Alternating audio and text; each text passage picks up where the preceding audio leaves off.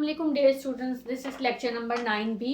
Last lecture में हम लोगों ने सिंपल हार्मोनिक मोशन की एग्जांपल सिंपल पेंडुलम की थी और मैंने आप लोगों को बोला था कि ये वाली एग्जांपल जो है अपने रजिस्टर्स में कर लीजिएगा, तो होपफुली आप लोगों ने काम कर लिया होगा। अब आज हम लोग न्यू टॉपिक स्टार्ट करने जा रहे हैं जो कि है वेव मोशन।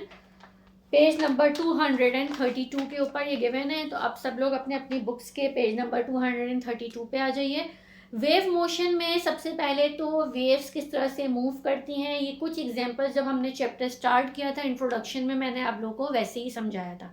तो स्टार्ट करने से पहले टॉपिक हम लोग थोड़ी सी दोबारा से बात कर लेते हैं वेव मोशंस में कि वेव किस तरह से ट्रेवल करती हुई हमें नज़र आती हैं।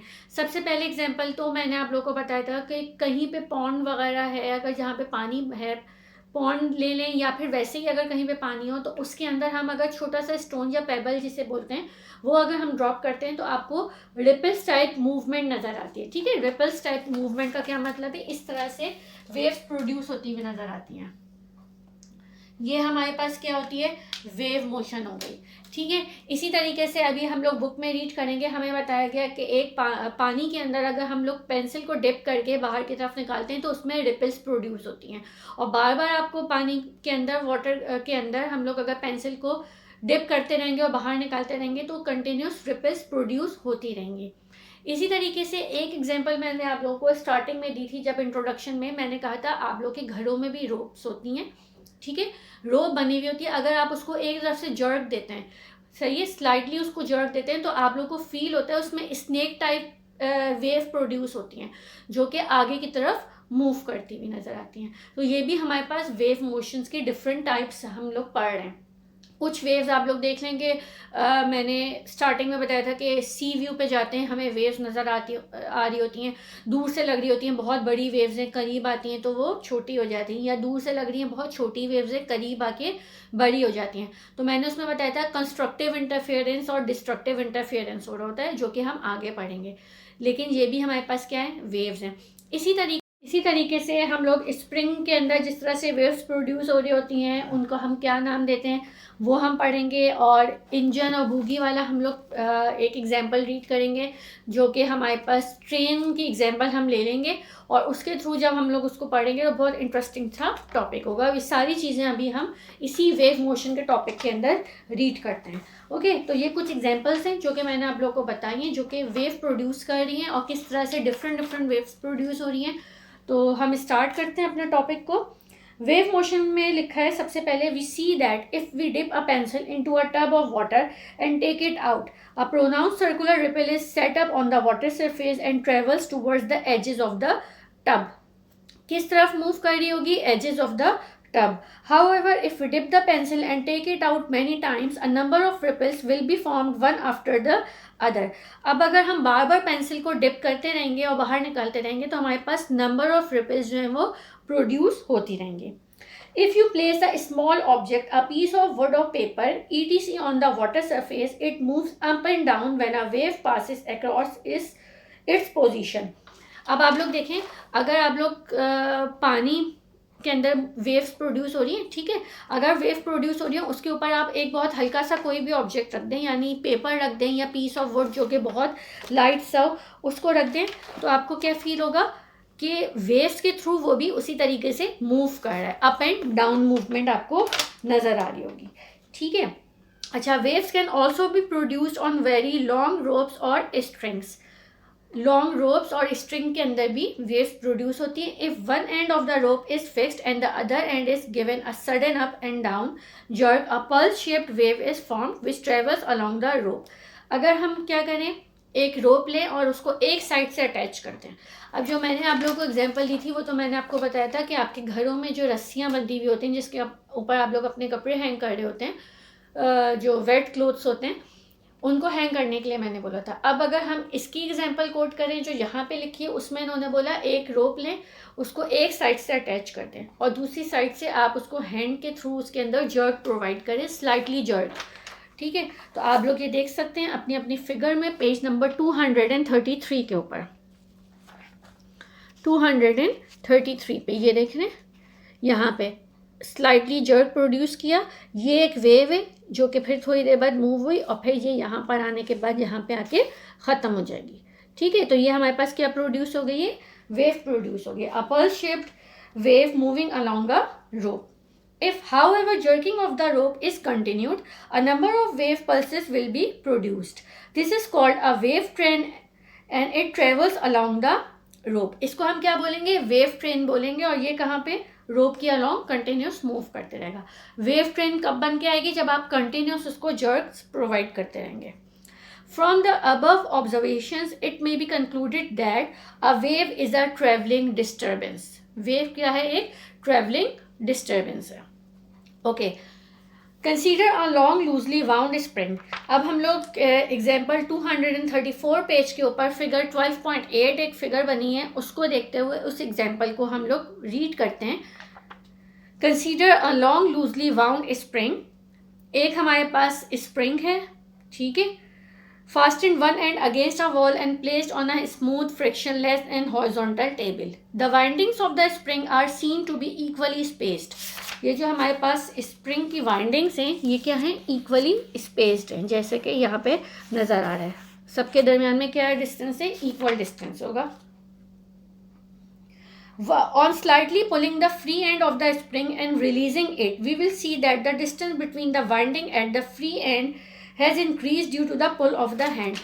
अब अगर हम इसको आप लोग ऑब्जर्व करेंगे, एक साइड पे स्प्रिंग जो है वो अटैच हुआ हुआ है, सही है, किसी भी सपोर्ट के साथ, और दूसरी साइड पर फ्री एंड है. फ्री जो एंड है उस साइड से आप उसको पुल करें, तो जिस साइड से आप उसको पुल कर रहे हैं उसकी वाइंडिंग्स क्या होंगी, ज़्यादा ओपन हो रही होंगी उस साइड से. When the end is released, the windings will tend to come back to their normal position due to an elastic restoring force. जिस साइड से आपने उसको पुल किया, अब उसी साइड से उसको रिलीज कर दें.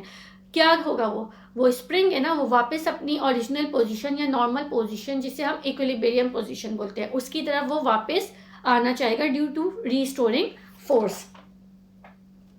It is the force which is always acting in such a direction as to pull or push the system back to the equilibrium. At the same time, they drag some of the adjoining windings. Due to this, the windings near the end of the spring come closer together while the distance between the adjacent winding increases. अब होगा क्या कि जिस side से आपने उसको अपनी तरफ पुल किया होगा, उस साइड से वाइंडिंग ज़्यादा ओपन हो गई होंगी. अब जब आप उसको दोबारा से उसकी नॉर्मल पोजीशन की तरफ, यानी उसको छोड़ देंगे, तो वो अपनी नॉर्मल पोजीशन की तरफ जाना चाहेगा. अब क्या होगा, कहीं पर किसी साइड पर वाइंडिंग्स जो होंगी वो बहुत ज़्यादा खुली हुई नज़र आ रही होंगी, और कहीं पर बहुत ज़्यादा मर्ज हो गई होंगी आपस में, यानी कि उनके दरमियान में डिस्टेंस कम हो गया होगा, कहीं पर ज़्यादा होगा. ठीक है.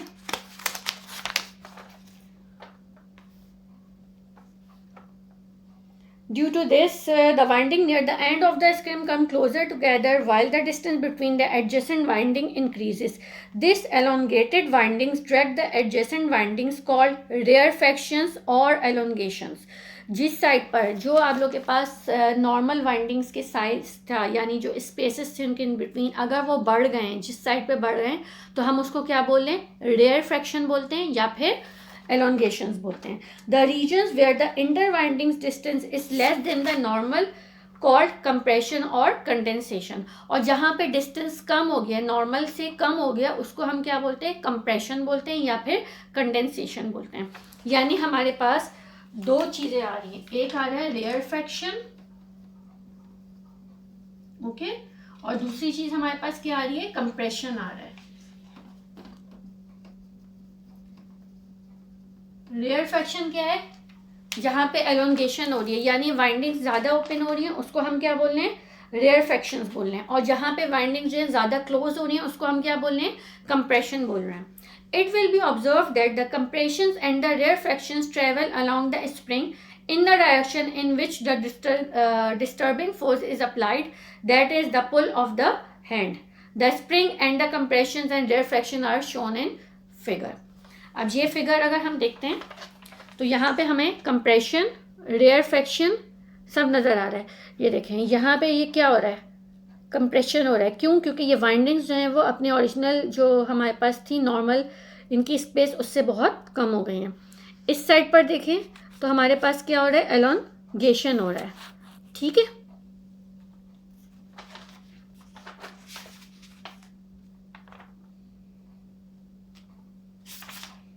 Okay, the wide spaces indicate rarefactions and close spaces indicate compression, यानी जो ज़्यादा खुल गई हैं स्पेसेस उनको हम क्या बोलेंगे, वाइड स्पेसेस जो होंगी वो हैं रेयरफैक्शंस, और जो क्लोज स्पेसेस हैं वो क्या इंडिकेट कर रही हैं, कंप्रेशंस इंडिकेट कर रही हैं।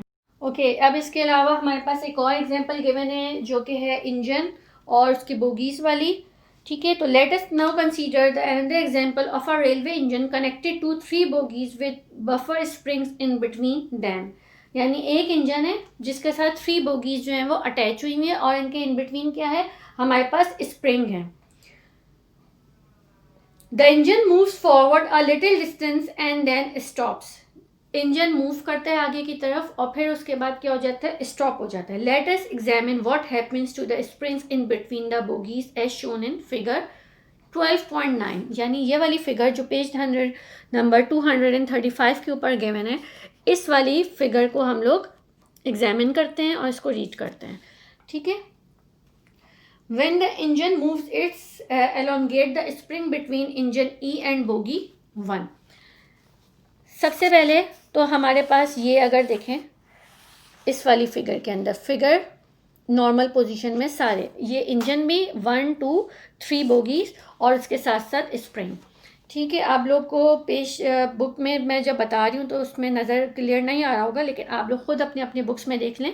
पेज नंबर 235 पर फिगर ए जो बनी हुई है 12.9 फिगर ए बनी है, नॉर्मल पोजीशन है, अभी इंजन ने मूव करना स्टार्ट नहीं किया है।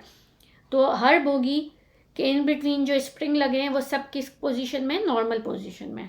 अब सबसे पहले हमारे पास बी वाले के अंदर क्या होगा, इंजन जैसे ही मूव करेगा फॉरवर्ड तो इंजन और बोगी 1 के इन बिटवीन जो स्प्रिंग है उसकी वाइंडिंग्स क्या हो जाएंगी, एलोंगेट हो जाएंगी। सही है, क्योंकि वो स्ट्रेच हो रही होंगी।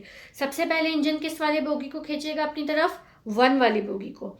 This elongated spring exerts force on bogie 1 and moves it towards the engine. तो हमारे पास क्या होगा, ये वाली जो स्प्रिंग होगा, इंजन आगे की तरफ मूव किया, इंजन की वजह से ये वाला स्प्रिंग जो है वो बोगी 1 को आगे की तरफ मूव करवाएगा, किसकी तरफ, इंजन की तरफ मूव करवाएगा। The spring between engine E and bogie 1 gets compressed while due to the forward motion of bogie 1 the spring between bogie 1 and bogie 2 gets elongated। जैसे ही ये देखें, ये हमारे पास है इंजन जैसे ही मूव फॉरवर्ड होगा तो सबसे पहले वो बोगी 1 के ऊपर फोर्स अप्लाई होगी। कैसे फोर्स अप्लाई होगी, क्योंकि जब ये आगे की तरफ मूव करेगा इसकी स्प्रिंग की वाइंडिंग्स ओपन होंगी और ये बोगी 1 को अपनी तरफ खींचेगा। जैसे ही बोगी 1 आगे की तरफ मूव करेगा तो स्प्रिंग इन बिटवीन इंजन और बोगी 1 क्या हो जाएगा, कंप्रेस हो जाएगा। अब बोगी 1 और बोगी 2 के इन बिटवीन जो स्प्रिंग है ये स्ट्रेच हो रहा है, इसके अंदर एलोंगेशन प्रोड्यूस हो रही है। क्यों, क्योंकि 1 जो है वो 2 को भी अपनी तरफ खींच रहा है। It pulls bogie 2 forward to produce a compression between bogie 1 and bogie 2 and elongation rarefaction between the bogie 2 and bogie 3। जब बोगी 1 ने बोगी 2 को अपनी तरफ पुल किया है, सही अपनी तरफ खींचेंगे तो 1 और 2 के इन बिटवीन ये जो आप लोग के पास स्प्रिंग है इसमें अब क्या प्रोड्यूस हो जाएगी, कंप्रेशन प्रोड्यूस हो जाएगी। ठीक है, क्यों, क्योंकि ये इसकी तरफ पुल होके आ गया है। तो अब 2 वाला जो है वो 3 वाले के ऊपर फोर्स अप्लाई करके, यानी 2 वाला 3 वाले के ऊपर फोर्स अप्लाई करके इसको अपनी तरफ खींच रहा होगा। तो इसकी वजह से इन दोनों के इन बिटवीन क्या हो जाएगा, स्प्रिंग एलोंगेट हो जाएगा। Here again we observe that the rarefactions and compressions or waves travel in the same direction in which the disturbing force the engine acts। इसका मतलब है इस वाली एग्जांपल के अंदर भी कंटिन्यूस कंप्रेशन और रेयरफैक्शन हो रहा है। डिस्टर्बेंस प्रोड्यूस कौन कर रहा है, इंजन प्रोड्यूस कर रहा है। ठीक है, डिस्टर्बिंग फोर्स जो हमारे पास क्या है, इंजन है, जो कि इसके ऊपर एक्ट कर रही है। तो हर बोगी के इन बिटवीन जो स्प्रिंग लगे उन स्प्रिंग के अंदर वेव्स प्रोड्यूस होनी है, जो कि क्या है, कंप्रेशन और रेयरफैक्शन है। ठीक है, note that the direction of motion of the disturbance is the same as the direction of motion of the disturbing force. ये चीज़ आप लोग ब्लैंक्स के लिए मार्क कर लीजिए कि direction of motion of the disturbance किसके इक्वल होती है, सेम होती है as the direction of motion of the disturbing force. Disturbing force की जो डायरेक्शन ऑफ मोशन होती है वही सेम होती है direction of motion of disturbance के। There are many kinds of waves depending on the kind of disturbance that is created by the source of the wave and the kind of the material or medium the wave travels through. Different types की waves होती हैं जो किस किस के ऊपर depend करती हैं, डिस्टर्बेंस पर डिपेंड करती हैं कि किस सोर्स से वो वेव जनरेट हो रही है और किस मीडियम या मटेरियल के अंदर वो वेव्स ट्रेवल कर रही हैं। It is useful therefore to introduce two basic types of waves. Number 1 is transverse waves and number 2 is longitudinal waves. दो तरह की वेव्स हैं जो कि हम बोल रहे हैं, ट्रांसवर्स वेव्स और दूसरी क्या हो गई, longitudinal waves. The waves formed on the wave surface and the waves formed on the rope are example of transverse waves. जो हम लोगों ने अभी स्टार्टिंग में पढ़ी हैं, पानी के अंदर जो वेव्स प्रोड्यूस होते हुए नज़र आ रही हैं, जो रिपल्स प्रोड्यूस हो रहे थे, और रोप के अंदर जो प्रोड्यूस हो रही थी वो कौन सी वेव्स थी, ट्रांसवर्स वेव्स थी। while the waves formed when a spring is pulled horizontally and those demonstrated by engine and bogies are example of longitudinal waves। और दो वेव्स जो अभी आप लोगों ने पढ़ी हैं, एक इंजन एंड बोगी के इन बिटवीन प्रोड्यूस हो रही थी और उसके अलावा स्प्रिंग वाली जो पड़ी थी, वो दोनों किसकी एग्जाम्पल है, लॉन्गिट्यूडनल वेव्स की एग्जाम्पल हैं। अच्छा, अब हम ट्रांसवर्स वेव्स और लॉन्गिट्यूडनल वेव्स की डेफिनेशन पढ़ लेते हैं कि क्या चीज़ होती है। Thus a transverse wave is one in which the particles of the medium or the disturbance travel in a direction perpendicular to the direction in which the wave travels। Transverse waves के अंदर हमारे पास क्या होता है, इसके अंदर ये है हमारे पास कि जिस डायरेक्शन में वेव्स ट्रैवल करती हैं उसी के परपेंडिकुलर डायरेक्शन में पार्टिकल्स ऑफ द मीडियम और डिस्टर्बेंस ट्रैवल करते हैं। यानी कि पार्टिकल्स ऑफ द मीडियम और the disturbance travel in a direction perpendicular to the direction in which the wave travels. यानी वेव ट्रेवल्स और पार्टिकल्स ऑफ द मीडियम क्या होते हैं, दोनों एक दूसरे के परपेंडिकुलर होते हैं। इसकी एग्जांपल हमारे पास radio waves, light waves and microwaves होती हैं। ठीक है, सेकंड कैटेगरी क्या है, लॉन्गिट्यूडनल वेव्स की हो गई है, जिसकी एग्जांपल हमने स्प्रिंग वाली और इंजन एंड बुगी वाली देखी थी। उसके अंदर हमारे पास क्या है, लॉन्गिट्यूडनल वेव्स क्या होती हैं, longitudinal waves is one in which the disturbance is parallel to the line of travel of the wave। जिस डायरेक्शन में वेव ट्रेवल कर रही होती है उसी के पैरेलल डायरेक्शन में डिस्टर्बेंस भी ट्रेवल करती है। A sound wave is a longitudinal wave. ठीक है, ये दोनों आप लोग डेफिनेशंस लिखेंगे, इसकी एग्जांपल्स आप लोग के पास लिखी हुई है, radio waves, light waves and microwaves की, और लॉन्गिट्यूडनल के लिए साउंड वेव्स की एग्जाम्पल लिखी हुई है। उसके अलावा ये चार एग्जाम्पल्स जो हम लोगों ने वेव मोशन के अंदर की थी, इसमें से कोई सी भी एग्जाम्पल आप लोग को एक्सप्लेन करने के लिए आ सकती है। ठीक है, तो आप लोग ये कर सकते हैं कि इन एग्जाम्पल्स को अपने पास रजिस्टर्स में या तो नोट डाउन कर लें, या फिर मैं ये भी आप लोग को ऑप्शन दे देती हूँ कि ये सब लिखने के बजाय अपनी अपनी बुक्स के अंदर ही चारों एग्जाम्पल्स को अलग से मार्क कर लें और रजिस्टर्स के अंदर सिर्फ और सिर्फ लॉन्गिट्यूडनल और ट्रांसवर्स वेव्स की डेफिनेशन विद एग्जाम्पल्स लिख लीजिए। ठीक है, तो ये काफ़ी सारा हो जाएगा अगर लिखने के लिए, तो इस वजह से सिर्फ और सिर्फ आप लोग ट्रांसवर्स वेव्स और लॉन्गिट्यूडनल वेव्स अपने अपने रजिस्टर्स में लिख लें। एक वेव्स हैं जिसके अंदर डिस्टर्बेंस और वेव जो ट्रैवल करती है दोनों क्या है, परपेंडिकुलर हैं, और एक जगह पे दोनों पैरेलल होते हैं। जहाँ पे पैरेलल होते हैं वो कौन सी होती हैं, लॉन्गिट्यूडनल वेव होती हैं, और जब जहाँ पे परपेंडिकुलर होते हैं वहाँ पे क्या होते हैं, वो ट्रांसवर्स वेव्स होती हैं। यही वाली जो डेफिनेशंस हैं, इसी की एग्जांपल्स जो आप लोग को मैंने अभी लिखवाई हैं बुक के अंदर जो लिखी हुई हैं, रेडियो वेव्स की, लाइट वेव्स की, माइक्रोवेव्स या साउंड वेव्स, ये आपकी एमसीक्यूज बना के भी आ सकता है, पूछा जा सकता है कि radio waves is dash waves. सही है, radio wave is an example of dash waves. तो कौन सी वाली वेव्स की एग्जाम्पल है, लॉन्गिट्यूडनल की या ट्रांसवर्स की। तो इस तरह से भी कोई एमसीक्यूज आपके पास आ सकते हैं। ठीक है, इसके अलावा ये जो चारों एग्जाम्पल्स हैं इनको अच्छी तरीके से रीड करें, नहीं समझ आए तो पूछ लीजिएगा और बुक के अंदर ही इसकी मार्किंग लिख लीजिएगा। ठीक है, और कंप्रेशन और रेयरफेक्शन भी ब्लैंक्स में अलग से पूछा जा सकता है कि कंप्रेशन क्या होता है, रेयरफेक्शन क्या होता है। एक एलोंगेशन है और एक कंडेंसेशन है। ठीक है, तो ये हमारे पास आज का टॉपिक था। होपफुली आप लोगों को समझ आ गया होगा। इसको फिर दोबारा से रीड करें, कुछ ना समझ आए तो पूछ लीजिएगा। अगर चाहें रजिस्टर्स में तो लिख लीजिए, और नहीं तो अपनी अपनी बुक्स में चारों एग्जाम्पल्स को लिख लीजिएगा। ठीक है, वो मार्क कर लीजिएगा, और ट्रांसवर्स और लॉन्गिट्यूडनल वेव्स तो लाजमी अपने रजिस्टर्स में लिखेंगे। Okay class, thank you.